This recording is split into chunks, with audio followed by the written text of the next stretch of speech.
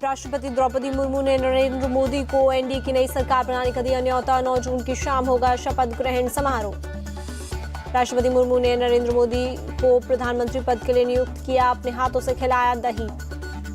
राष्ट्रपति भवन के फोरकोर्ट में रविवार की शाम 7:15 बजे होगा शपथ ग्रहण समारोह। दिल्ली पुलिस के टॉप अधिकारियों ने लिया शपथ ग्रहण स्थल का जायजा। दिल्ली पुलिस कमिश्नर ने पूरी दिल्ली को नो फ्लाइंग जोन घोषित किया। किसी भी तरह के ड्रोन को उड़ाने पर लगी पाबंदी। 18वीं लोकसभा नई ऊर्जा और नई कर गुजरने वाली रहेगी। राष्ट्रपति मुर्मू से मिलने के बाद बोले मनोनीत पीएम मोदी। नेपाल के पीएम और श्रीलंका के प्रेसिडेंट शपथ ग्रहण में होंगे शामिल। दोनों शपथ वाले दिन ही आएंगे। भारत से तनाव के बीच नरेंद्र मोदी के शपथ ग्रहण में शामिल होंगे मालदीव के राष्ट्रपति मोहम्मद मुइजू। निमंत्रण किया स्वीकार। नरेंद्र मोदी पीएम मनोनीत किए जाने के बाद सरकार बनाने की कवायद तेज। जेपी नड्डा के घर पर चली देर रात तक एनडीए के नेताओं की 1-to-1 मीटिंग। अमित शाह और राजनाथ सिंह की मौजूदगी में 4 घंटे तक चली मीटिंग। एक एक कर एनडीए के सभी दलों के नेताओं से हुई मुलाकात। बैठक में चंद्रबाबू नायडू, नीतीश कुमार, एकनाथ शिंदे, चिराग पासवान, जीतन राम मांझी, अजीत पवार, एचडी कुमारस्वामी और जयंत चौधरी पहुंचे। मंत्रिमंडल पर हुई चर्चा। सूत्रों के मुताबिक जेडीएस, शिवसेना और एनसीपी को मिल सकता है एक मंत्री पद। आरएलडी और अपना दल को भी एक मंत्री पद मिलने की संभावना। एनडीए के बड़े दलों के लिए बन सकता है फॉर्मूला। सूत्रों के मुताबिक एक कैबिनेट और 2 से 3 राज्य मंत्री का दिया जा सकता है पद। एलजेपीआर चीफ चिराग पासवान का बयान, हमारी कोई डिमांड नहीं, पीएम मोदी को बिना शर्त हमारा समर्थन। टीडीपी नेता कृष्ण देवरायलू बोले, केंद्र में मंत्री पद को लेकर हमारी कोई मांग नहीं, हमारी मांग राज्य के लिए है। नरेंद्र मोदी एनडीए के नेता चुने गए। राजनाथ सिंह ने रखा था प्रस्ताव। नीतीश, नायडू समेत सभी दलों ने किया समर्थन।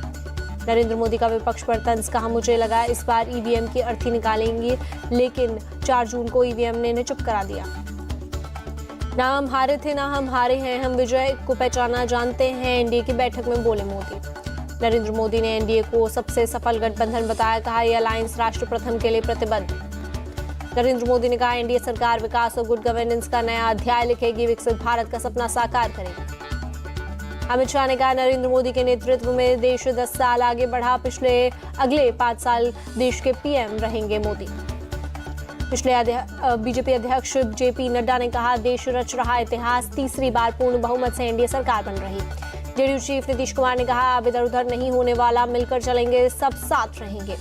नीतीश ने एनडीए गठबंधन पर किया प्रहार। कहा इधर उधर जो जीते हैं वो अगली बार हारेंगे। चंद्रबाबू नायडू ने की नरेंद्र मोदी की तारीफ। कहा मोदी के प्रचार से आंध्र में हुआ गठबंधन को फायदा, मोदी के नेतृत्व में ग्लोबल लीडर बनेगा भारत। नरेंद्र मोदी से मिले सीएम योगी आदित्यनाथ, झुककर किया प्रणाम, मोदी ने थपथपाई पीठ। जालौर में कांग्रेस नेता सचिन पायलट का बयान, बोले किसकी सरकार बनती है ये समय बताएगा, स्पष्ट जनादेश जनता ने किसी को नहीं दिया। सचिन पायलट ने कहा जो भी सरकार बनेगी वो गठबंधन की सरकार होगी। बोले कांग्रेस का संख्या बल 2 गुना हुआ। मोदी को एनडीए का नेता चुने जाकर कांग्रेस का अटैक, पार्टी ने अपना नेता नहीं चुना, गठबंधन ने पहले चुन लिया। एनडीए को ऑर्गेनिक अलायंस बताने पर उद्धव गुट के नेता अनिल देसाई का तंज, गठबंधन में अभी से बयानबाजी शुरू। गिरिराज सिंह ने इंडी गठबंधन पर बोला हमला। कहा इंडी गठबंधन थेट्रोलॉजी पर काम करता है। बोले नरेंद्र मोदी प्रधानमंत्री थे और रहेंगे। गिरिराज सिंह ने निशाना साधते हुए कहा जो राहुल गांधी 3 चुनाव में भी 99 नहीं पार कर पाए, वो जश्न मना रहे हैं। कांग्रेस निर्जलता की सीमा पार कर गई है। नरेंद्र मोदी ने अगले 25 साल का विजन पेश किया। दिल्ली बीजेपी अध्यक्ष वीरेंद्र सचदेवा का बयान। हरियाणा के मुख्यमंत्री नायब सिंह सैनी ने नरेंद्र मोदी को एनडीए के संसदीय दल के नेता के रूप में चुने जाने पर दी बधाई। बोले देश के लिए सौभाग्य की बात। महाराष्ट्र के सीएम एकनाथ शिंदे का बयान, विपक्ष को जनता ने नकारा, मोदी जी को स्वीकारा। मोदी ने 10 साल के विकास का ट्रेलर दिखाया, आगे कुछ बड़ा करेंगे। यूपी के डिप्टी सीएम केशव प्रसाद मौर्य का बयान। एनडीए का नेता चुने जाने के बाद लालकृष्ण आडवाणी और मुरली मनोहर जोशी से मिले नरेंद्र मोदी, घर जाकर की मुलाकात। कांग्रेस में आज चलेगा बैठकों का दौर। सुबह 11 बजे अशोका होटल में होगी कांग्रेस वर्किंग कमेटी की बैठक। कांग्रेस अध्यक्ष मल्लिकार्जुन खड़गे के नेतृत्व में होगी बैठक। राहुल गांधी भी बैठक में रहेंगे मौजूद। वर्किंग कमेटी की बैठक के बाद दोपहर 1 बजे कांग्रेस ने बुलाई प्रेस कॉन्फ्रेंस। पार्टी के सभी बड़े नेता रहेंगे मौजूद। कांग्रेस संसदीय दल की संसद के सेंट्रल हॉल में शाम 5:30 बजे होगी मीटिंग। नवनिर्वाचित सांसदों के साथ राज्यसभा के सांसद भी रहेंगे मौजूद। कांग्रेस वर्किंग कमेटी का शाम 7 बजे होटल अशोका में डिनर। संसदीय दल के मेंबर्स भी डिनर में होंगे शामिल। पार्टी से अलग होने पर बोले अधीर रंजन चौधरी, दिल्ली में मेरे बारे में अफवाह फैला रहे लोग, सीडब्ल्यूसी की बैठक में जा रहा हूं, जिससे मिलना हो आ जाओ। मुंबई के कलानगर इलाके में मनोनीत प्रधानमंत्री नरेंद्र मोदी के लिए लगाए गए पोस्टर तीसरे कार्यकाल के लिए दी गई बधाई। मुंबई में आज बीजेपी विधायकों की बड़ी बैठक, लोकसभा चुनाव के रिजल्ट और विधानसभा चुनाव को लेकर होगी चर्चा। देवेंद्र फडणवीस फिलहाल महाराष्ट्र के डिप्टी सीएम बने रहेंगे। केंद्र में सरकार गठन के बाद उनकी मांग पर होगा फैसला, सूत्रों के हवाले से खबर। सीएम एकनाथ शिंदे ने आज शाम 4 बजे बुलाई शिवसेना विधायकों की बैठक। लोकसभा चुनाव के नतीजों और आगामी विधानसभा चुनाव की तैयारियों पर होगा मंथन। सीएम योगी आज सुबह 11 बजे अपने मंत्रिमंडल के सदस्यों के साथ करेंगे बैठक। हार के कारणों की समीक्षा और आने वाले दिनों का तैयार होगा रोड मैप। लखनऊ में आज समाजवादी पार्टी संसदीय दल की बैठक, सभी नवनिर्वाचित सांसद बैठक में होंगे शामिल।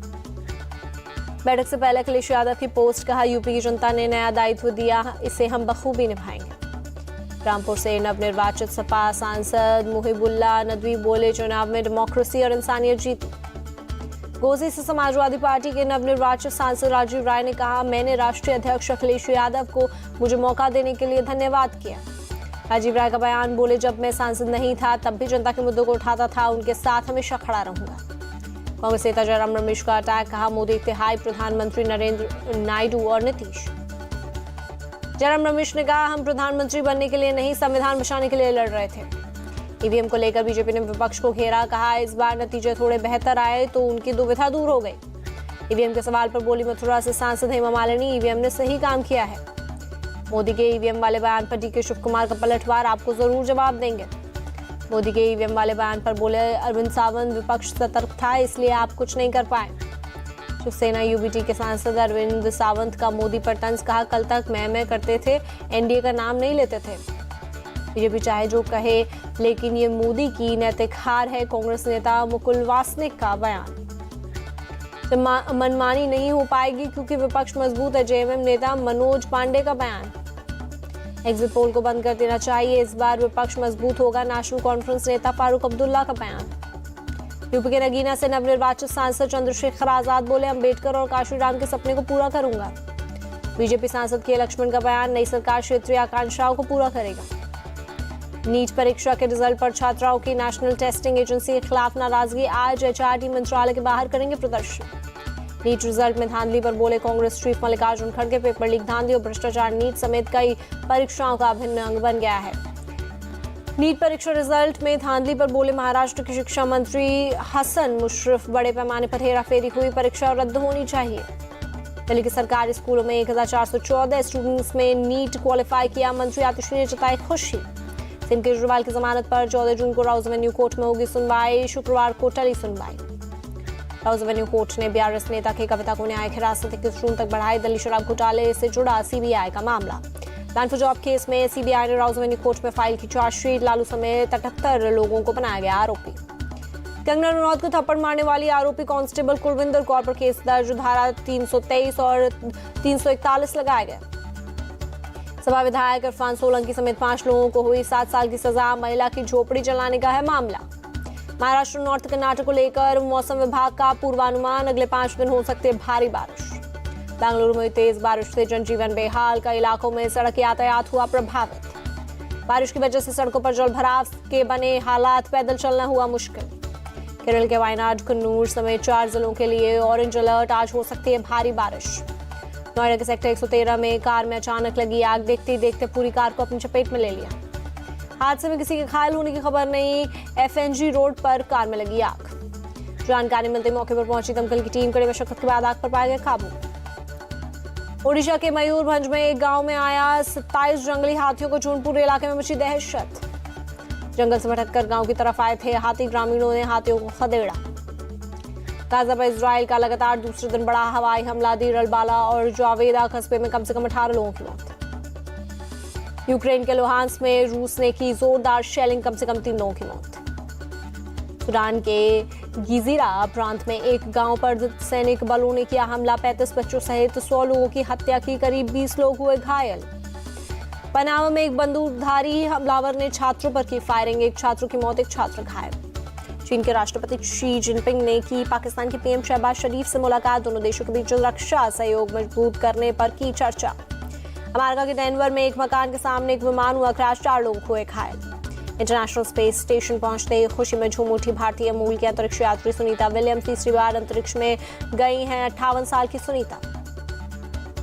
भारतीय विदेशी मुद्रा भंडार ऑल टाइम हाई पर 651 अरब 50 करोड़ डॉलर पर पहुंचा भंडार। भारतीय विदेशी मुद्रा भंडार में 4 अरब 84 करोड़ डॉलर की बढ़त दर्ज। आरबीआई ने जारी की 31 मई को खत्म हुए हफ्ते की रिपोर्ट। भारतीय अर्थव्यवस्था ने पकड़ी रफ्तार। आरबीआई ने 2025 में जीडीपी ग्रोथ रेट 7.2% रहने का अनुमान जताया। पॉलिसी रेपो रेट में नहीं होगा कोई बदलाव, 6.5% पर रहेगी बरकरार। आरबीआई गवर्नर शक्तिकांत दास का ऐलान। T20 विश्व कप में कनाडा की पहली जीत। आयरलैंड को 12 रनों से हरा। टूर्नामेंट में लगातार आयरलैंड की दूसरी हार। कनाडा ने पहले खेलते हुए 138 रनों का दिया था लक्ष्य। कनाडा के गेंदबाजों के सामने आयरलैंड की टीम 125 रन ही बना सकी। कनाडा के निकोलस किटन बने player of the match. Nicholas ने मुश्किल हालात में टीम के लिए जरूरी 49 रन बनाया। T20 विश्व कप में आज सुपर सैटरडे का मुकाबला। आज खेले जाएंगे 4 मैच। न्यूजीलैंड और अफगानिस्तान की टीम पहले मैच में आमने सामने। T20 विश्व कप में आज के दूसरे मैच में श्रीलंका और बांग्लादेश की टक्कर। बांग्लादेश का पहला मुकाबला। न्यूयॉर्क के रसाऊ में नीदरलैंड और साउथ अफ्रीका के बीच खेला जाएगा आज का तीसरा मैच। दोनों टीमें जीत चुकी हैं अपना पहला मैच। दोनों टीमों के हौसले बुलंद। बारबाडोस में रात 10:30 बजे से ऑस्ट्रेलिया और इंग्लैंड के बीच बिग फाइट अपना पहला मैच जीत चुका है। ऑस्ट्रेलिया इंग्लैंड को पहले मैच में ही मिली हार।